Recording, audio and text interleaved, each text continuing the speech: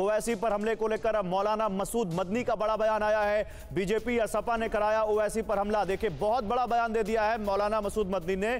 वो कह रहे हैं कि बीजेपी या सपा ने हमला कराया, ओवैसी को कुछ हुआ तो यूपी नहीं हिंदुस्तान को संभालना भारी हो जाएगा। मौलाना मसूद मदनी ये कहते हुए कहना क्या चाहते हैं, यूपी में ओवैसी के आने से बड़े बड़े नेताओं की चूलें खिसक रही हैं, ये कहा मदनी ने। सुनिए पहले, फिर चलते हैं अपने संवाददाता के पास।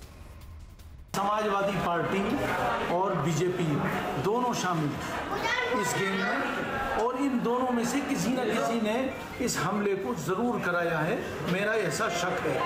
अगर जरा सा भी उनके साथ कुछ हो गया तो ये जिम्मेदारी सरकार की होगी और संभालना मुश्किल हो जाएगा पूरा उत्तर प्रदेश नहीं, पूरा हिंदुस्तान। बैरिस्टर साहब के आने से बड़े बड़े लोगों की चूलें खसक रही हैं।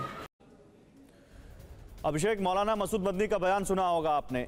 मौलाना मसूद मदनी जब तक ये कह रहे थे कि गलत है तब तक गलत सब मान रहे थे, लेकिन दो चीजें कही उन्होंने। एक तो बीजेपी और एसपी का इसमें हाथ है, इसका कोई आधार उनके पास, क्योंकि बहुत बड़ी बात हो जाएगी। और फिर वो कह रहे हैं कि हिंदुस्तान को संभालना मुश्किल हो जाएगा। कहना क्या चाहते हैं मौलाना मसूद मदनी?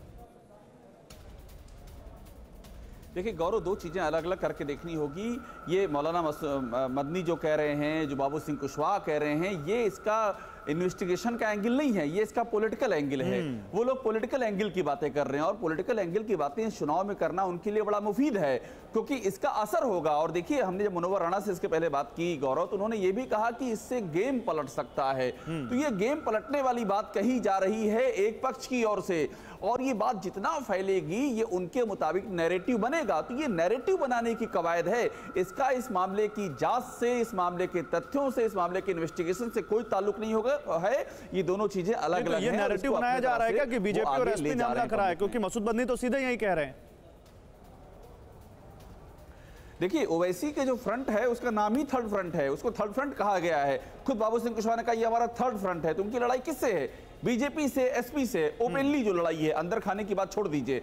तो अगर ये दो लड़ाई है तो जाहिर सी बात है इन्हीं दोनों पर वो आरोप लगाएंगे। और ये आरोप इसलिए भी लगा रहे हैं वो लोग क्योंकि ये एक ऐसा अवसर है जिसके जरिए उनके वोटरों में एक बड़ी सिंपैथी का, उनको ऐसा लगता है कि उनको सिंपैथी का सहारा मिलेगा, उनके लिए पॉलिटिकली ये चीजें मुफीद होंगी। तो अब सब चीजें पॉलिटिकल हो गई। तो ये तो बड़ा इंटरेस्टिंग सा माहौल बन जाएगा रामकृपाल साहब। फिर ये किसके लिए नुकसानदेह होगा? एक बार पॉलिटिकल इसका विश्लेषण आप जो कह रहे हैं, सही कह रहे हैं कि इसको पॉलिटिक्स से अलग रखिए, लेकिन पॉलिटिक्स में घुल मिल गया है सर ये।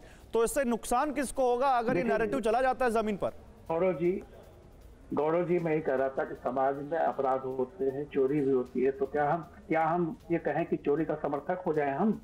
मैं जानता था इस बात को, इसीलिए मैंने कहा कि ये मसला अभी देखिए 4 दिन के बाद वोट पड़ने वाले हैं। मैं ये समझ रहा हूँ कि यहाँ पर कुछ लोग ऐसे हैं जिनको देश के या समाज के हितों की परवाह नहीं है। वो किसी भी चीज का, अगर एक छोटी सी चिंगारी भी कहीं है तो वहां बारूद ले आने का काम करेंगे।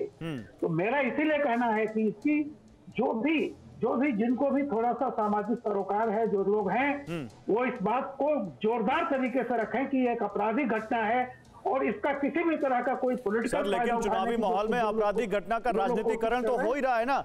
अब देखिए ओवैसी की पार्टी किस तरह से इसको अपने फेवर में उड़ने की कोशिश कर रही है।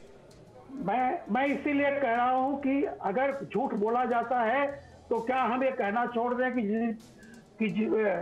जीत सत्य की होती है, सत्यम या सच बोलिए, हम कहना नहीं छोड़ना चाहिए।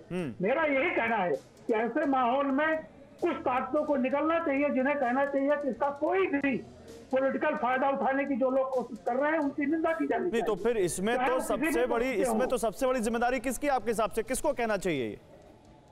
नहीं, मेरा कहना है कि देखिए सबकी, ये सरकार की भी जिम्मेदारी है, जनता की भी जिम्मेदारी है, और समाज के जो प्रतिनिधि लोग हैं, चाहे मैं तो खुद कहता हूं कि पत्रकार के रूप में भी अगर कोई चीज हो तो कहिए कि उसमें आग, अगर कहीं, मैं फिर वही कहता हूं कि तिल में अगर कहीं आग लगी है तो पेट्रोल मत डालिए ना, उसमें पानी डालने की कोशिश हमें करनी चाहिए। बहुत अच्छी बात कह रहे हैं सर, लेकिन जमीन पर वो चीज होती नहीं दिख रही। आपकी बात से मैं बिल्कुल सहमत हूं, लेकिन इस बात से सहमत नहीं हूं कि पॉलिटिसाइज नहीं होगा। बिल्कुल होगा सर, और पार्टियां कर रही हैं। मैं आपकी बात को मानता हूं कि जो चीज क्रिमिनल एक्ट है उसको क्रिमिनल एक्ट तक रहने दीजिए, लेकिन पॉलिटिक्स उस पर जमकर शुरू हो गई है सर। और यूपी चुनाव में आगे क्या होगा, आप तो मुझसे ज्यादा अनुभवी, आप खुद कह रहे हैं कि आगे इसको देखिए और क्या होता है इस पे।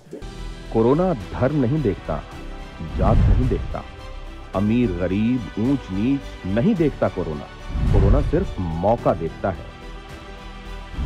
लेकिन आप उसे मौका मत दीजिए। बस इतना कीजिए, जब कभी दफ्तर से, बाजार से घर लौटिए तो इतना ख्याल जरूर रखिए कहीं आपके साथ कोरोना आपके घर तो नहीं जा रहा। भूलिए मत, कोरोना अभी जिंदा है।